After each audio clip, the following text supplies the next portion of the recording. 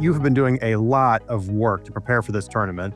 Can you tell us a little bit about the global intelligence team and how you're approaching something as large as the World Cup? We've got an amazing global intelligence team. They've been reporting on and analyzing and planning and supporting our customers already across so many different areas with this, everything from strategic intelligence as we do these deeper dives and look aheads to really narrowly focusing on kinetic events that could impact anybody who's around the venues and the sites, travel security. And then I can imagine our meteorologists, they will be really busy throughout the event as well. So again, just kind of a culmination of a lot of things coming together with the team, especially as we think about just the duration and the size of this event, 3 countries, more than a dozen different host cities. We've got numerous different base camps that are hosting teams. So there's really just a ton at play that the team is continuing to work towards for our customers. Well, they have a lot to cover, so let's dive into some specific risk categories that your team has identified as potentially disruptive for organizations. From a physical security standpoint, where are the biggest exposures surrounding the 2026 World Cup? Yeah, I think many people will reasonably be thinking about those main sites, particularly the stadiums that are hosting the matches. Those will be incredibly important focal points, stadium gates, the immediate surrounding areas. That said, it's really the locations beyond that I think could have the biggest exposure.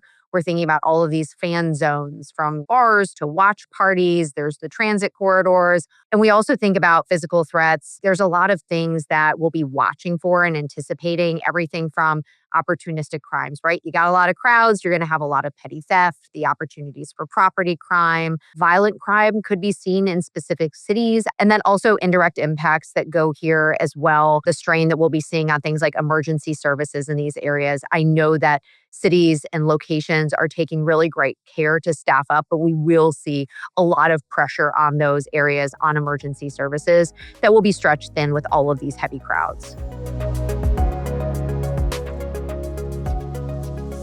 How should leaders think about how risk intensifies just in general over the 5-week window? Yeah, it's a prolonged event.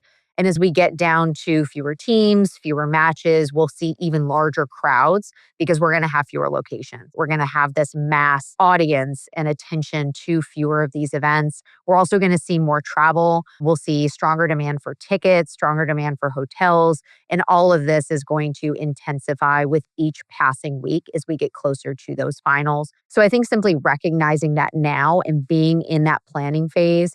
Again, we've got the benefit of time on our side. Some of this is pretty predictable when we think about crowds and crowd movements and how things are going to continue to evolve throughout the tournament. So those are things that people should be looking at now.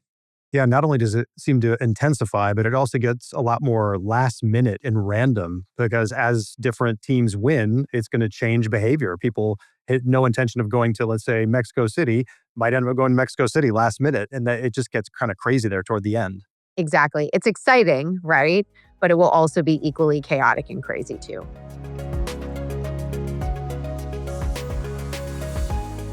Well, if an organization wants to start preparations or just advance their current plans, what are the most practical steps they should take now?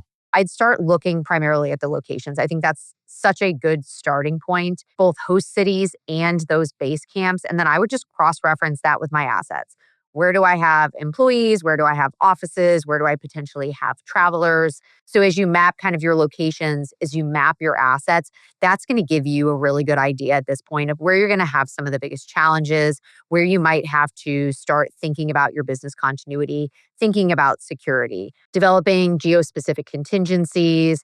You can also think at this point about communicating around what the business is doing, but also pre-building your communications so that you've got some templates built out.